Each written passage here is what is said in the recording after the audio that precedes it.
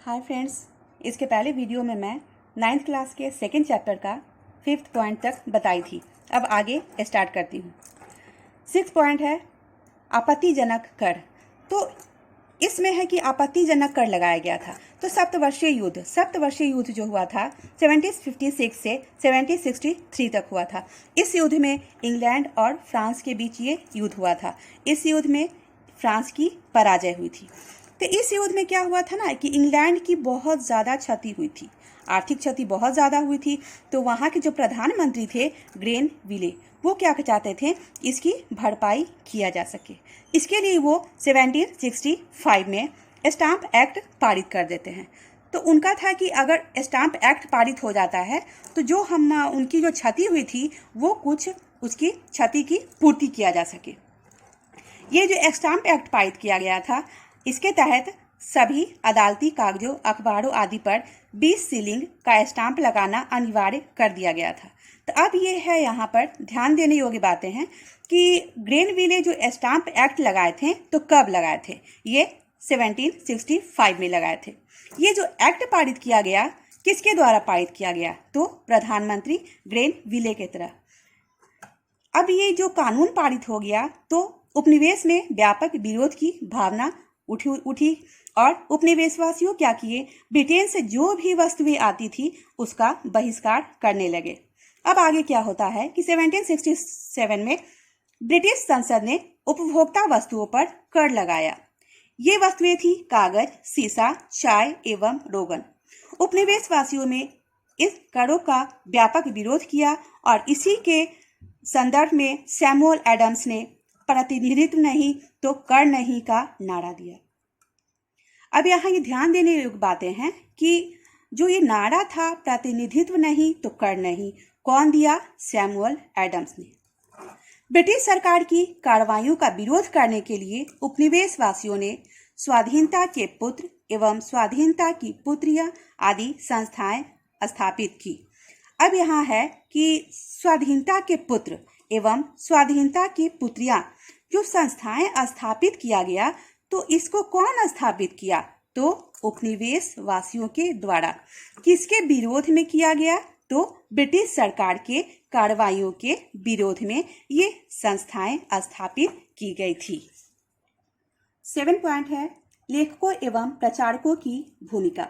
तो कोई भी अगर संग्राम होता है, कोई भी आंदोलन होता है, तो उसमें लेखक और प्रचारकों की अहम भूमिका होती है। क्योंकि जो भी लेखक या प्रचारक जिस स्थिति को दर्शाते हैं, जिस विषय को के बारे में वो लिखते हैं, वहाँ की जनता पर बहुत ज़्यादा उसका प्रभाव पड़ता है, जो कि उस संग्राम का कारण बन जाता है, महत्वपूर्ण कारण बन जाता है। 1776 में थॉमस पेन ने लघु पत्रिका कॉमन सेंस प्रकाशित किया था, जो कि अमेरिकी स्वतंत्रता संग्राम में बहुत ही अहम भूमिका अदा की थी। अब कॉमन सेंस जो प्रकाशित हुआ था तो किसके द्वारा किया गया था, थॉमस पेन के द्वारा। ये प्रकाशित कब किया गया, तो 1776 में। 8 पॉइंट है जॉर्ज तृतीय की निरंकुश नीति। इंग्लैंड के जो शासक थे वो थे जॉर्ज तृतीय। ये जो थे निरंकुश नीति अपना रहे थे, तो किसके प्रति, तो उपनिवेश वासियों के प्रति ये निरंकुश नीति अपना रहे थे।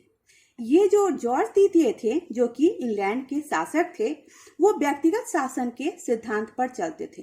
व्यक्तिगत शासन का अर्थ हुआ कि जॉर्ज तृतीय जो भी नियम कानून बनाते थे या जो भी निर्णय लेते थे, वो उनके हिसाब से सही लगता था, जो कि वहां पर असंतोष की भावना उत्पन्न हो जाती है और अमेरिकी स्वतंत्रता संग्राम में महत्वपूर्ण भूमिका अदा करती है।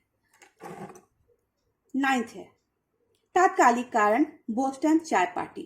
अब यहाँ देखना है कि 16 दिसंबर 1773 को चाय कानून द्वारा ईस्ट इंडिया कंपनी को भारत से सीधे अमेरिका चाय भेजने का एक अधिकार प्रदान किया गया था। तो चाय भेजने का जो अधिकार प्राप्त किया गया था किसके द्वारा, तो ईस्ट इंडिया कंपनी को भारत से दिया गया था। यहाँ पर हुआ क्या कि जहाज जो है अमेरिका का बोस्टन बंदरगाह, यानी कहाँ पर यह घटना हुआ था, तो बोस्टन बंदरगाह पर यह पहुंच चुकी थी और वहीं पर ये बोस्टन चाय पार्टी की जो घटना हुई थी, इसीलिए इसे बोस्टन चाय पार्टी का नाम दिया गया था। वहां के कुछ जो नागरिक थे, आदिवासियों ने रेड इंडियन यानी उनके कपड़े पहनकर जहाज पर पहुंचे और उनके चाय की सभी पेटियां समुद्र में फेंक दी। इसी घटना को बोस्टन टी पार्टी के नाम से जाना जाता है। तो बोस्टन टी पार्टी का नाम क्यों दिया गया? इसलिए दिया गया क्योंकि ये जो घटना घटा था बोस्टन बंदरगाह पर घटा था। ब्रिटिश सरकार अब बोस्टन बंदरगाह पर व्यापारिक प्रतिबंध लगा दिया और इस प्रकार अमेरिकी स्वतंत्रता संग्राम को, विद्रोह को अब आग में धकेल दिया गया। क्योंकि ये जो बोस्टन चाय पार्टी है, बहुत ही इस स्वतंत्रता संग्राम को आगे करने में यानी इस संग्राम को शुरू करने में बहुत ही महत्वपूर्ण कारण सिद्ध हुआ। 5 सितंबर 1774 को 13 उपनिवेशों के प्रतिनिधियों का फिलाडेल्फिया शहर में एक महादेशीय सम्मेलन आयोजित किया गया। तो फिलाडेल्फिया शहर में जो सम्मेलन आयोजित किया गया था, कब किया गया था? 5 सितंबर 1774 को। कितने उपनिवेश थे? तो 13 उपनिवेश थे। 18 अप्रैल 1775 को ब्रिटिश सेना तथा उपनिवेश वासियों के बीच लैंकिस्टन में प्रथम संघर्ष हुआ था। तो ये जो संघर्ष हुआ था प्रथम, ये किसके बीच हुआ था? तो ब्रिटिश सेना और उपनिवेश वासियों के बीच में हुआ था। ये कब हुआ था संघर्ष? 18 अप्रैल 1775 को। कहां पर हुआ था? तो लेगिंस्टन में हुआ था। इसे प्रथम संघर्ष के नाम से जाना जाता है। इसके पश्चात 4 जुलाई 1776 में फिलाडेल्फिया में दूसरा महादेशीय सम्मेलन आयोजित किया गया। अब इसके पहले हम बोल रहे हैं कि जब पहला सम्मेलन हुआ था तो कब हुआ था? 5 सितंबर 1774 में। ये कहाँ हुआ था? फिलाडेल्फिया में। दूसरा कब हुआ? 4 जुलाई 1776 में। कहाँ हुआ? उसी स्थान पर हुआ, फिलाडेल्फिया में दूसरा सम्मेलन किया गया। इसमें थॉमस जेफरसन द्वारा तैयार किया गया स्वतंत्रता का घोषणा पत्र जारी किया गया। यानी कि स्वतंत्रता का घोषणा पत्र जो जारी किया गया, किसके द्वारा? तो थॉमस जेफरसन के द्वारा।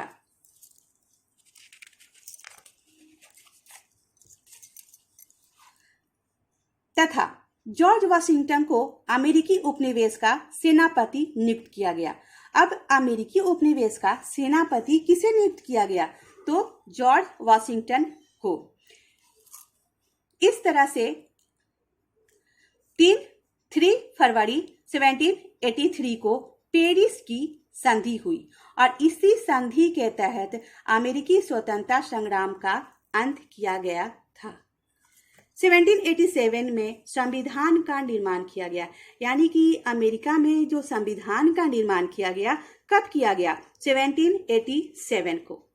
जो पूरी तरह से इसे लागू कब किया गया? 1789 को लागू किया गया। और जॉर्ज वाशिंगटन, जो कि अमेरिका उपनिवेश के सेनापति नियुक्त किए गए थे, उन्हें प्रथम राष्ट्रपति बनाया गया। तो अभी हम अमेरिकी स्वतंत्रता संग्राम का कारण के बारे में बात कर रहे थे कि क्या क्या कारण था जिसके कारण अमेरिकी स्वतंत्रता संग्राम हुआ था। अब इस संग्राम के बाद उसका क्या परिणाम निकला, आगे देखते हैं। अमेरिकी स्वतंत्रता संग्राम एक तरह से वाणिज्यवादी प्रतिबंधों के विरुद्ध एक विद्रोह था। इसमें क्या था कि एडम स्मिथ जो थे, लेजेस फेयर यानी कि मुक्त व्यापार के सिद्धांत को मजबूत किया। यानी कि मुक्त व्यापार या इसे लेजेस फेयर के नाम से भी जाना जाता है। तो इस सिद्धांत को मजबूत कौन किया? तो एडम स्मिथ। ब्रिटेन की हार का जो दोष था, वो ब्रिटेन जब हार गया तो इसका दोष किसको दिया गया? जॉर्ज तृतीय तथा उसके मंत्रियों के मत्थे मर दिया गया। तो हम जब कारण बता रहे थे तो उसमें एक पॉइंट था जॉर्ज तृतीय का। तो ये जो थे निरंकुश शासक था और ये व्यक्तिगत शासन पर ज्यादा ध्यान देते थे। वो व्यक्तिगत शासन को ही सही मानते थे, जिसके कारण इंग्लैंड के हार का कारण भी इन्हें ही बताया गया।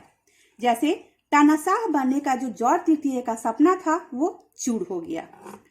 लॉर्ड नॉर्थ का मंत्रिमंडल बर्खास्त तथा अधिक उदार मंत्रिमंडल नियुक्त हुआ। इंग्लैंड में जल्द ही कई सुधार किए गए थे। अब वो सुधार क्या किया गया ये देख लीजिए। आयरलैंड की संसद को लगभग स्वतंत्र स्थान प्राप्त हुआ तो 1782 में। तो आयरलैंड की संसद को लगभग स्वतंत्र स्थान प्राप्त हुआ तो कब हुआ? 1782 में। कैथोलिक आयरिश लोगों को मताधिकार मिला। अब मताधिकार जो मिला कैथोलिक आयरिश लोगों को तो कब मिला? 1793 में। आयरिश संसद यानी कि वेस्टमिंस्टर संसद से जुड़ा। आयरिश संसद जो है वेस्टमिंस्टर संसद से जुड़ा। कब जुड़ा? 1800 में। अमेरिकी स्वतंत्रता संग्राम ने फ्रांस को भी प्रभावित किया था। इस संग्राम में जो लफायते थे, लफायते के नेतृत्व में फ्रांसीसी सैनिकों ने भी भाग लिया। यानी कि जब फ्रांसीसी सेना भाग ली तो इसका नेतृत्व कौन कर रहा था? तो लफायते इसका नेतृत्व कर रहे थे।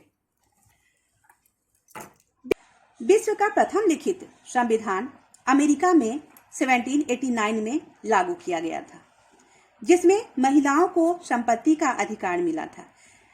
हम देखते हैं कि विश्व में जो प्रथम लिखित संविधान कहाँ लागू किया गया था? तो अमेरिका में। ये कब लागू किया गया? 1789 में, जिसमें महिलाओं को संपत्ति का अधिकार मिला तथा उत्तराधिकार कानून को न्याय संगत बनाया गया। अमेरिका गणतंत्र बना, वहां मॉन्टेस्क्यू के शक्ति पृथक्करण सिद्धांत को मान्यता मिला। यानी कि जब अमेरिका को गणतंत्र घोषित कर दिया गया तो वहां किस सिद्धांत को मान्यता मिला? तो मॉन्टेस्क्यू के सिद्धांत को। कौन सा सिद्धांत था? तो शक्ति पृथक्करण का सिद्धांत था। वयस्क मताधिकार लागू नहीं हुआ था। जब अमेरिका स्वतंत्र हुआ तो वहां वयस्क मताधिकार लागू नहीं किया गया था, परंतु स्त्रियों को भी मताधिकार से वंचित रखा गया। यानी कि वहां वयस्क मताधिकार तो नहीं दिया गया, साथ ही साथ स्त्रियों को भी मताधिकार से वंचित रखा गया। मताधिकार का आधार बनाया गया संपत्ति को, जो कि उचित नहीं था। इस प्रकार संयुक्त राज्य अमेरिका का गठन एक नए राज्य के रूप में हुआ, जिसमें पहली बार लिखित संविधान, शक्ति के पृथक्करण का सिद्धांत, धन निरपेक्षता का सिद्धांत और व्यक्तिगत स्वतंत्रता के सिद्धांत के आधार पर किया गया। और फ्रांस की राज्य क्रांति ने 1789 में इन्हीं सिद्धांत को मार्गदर्शक सिद्धांतों के रूप में समस्त विश्व के लिए स्थापित कर दिया। यानी कि ये जो सारा कारण है कि अमेरिका का स्वतंत्रता संग्राम किस कारण से हुआ, हम लोग पढ़ चुके हैं। इसका परिणाम क्या हुआ, तो परिणाम भी हम लोग देख चुके हैं। अब इसी आधार पर आगे जो होता है, फ्रांस की राज्य क्रांति 1789 में होता है। अब इंग्लैंड का, अब आगे हम लोग देखते हैं कि इंग्लैंड की असफलता का कारण क्या था। अमेरिकी उपनिवेश अटलांटिक महासागर के पार 3000 मील की दूरी पर स्थित है, अतः वहां समय से सेना एवं रसद पहुंचाने में कठिनाई होती थी। तो हम लोग इसके पहले पढ़े थे कि अमेरिका और इंग्लैंड ये जो है दो अलग अलग छोर पर स्थित था।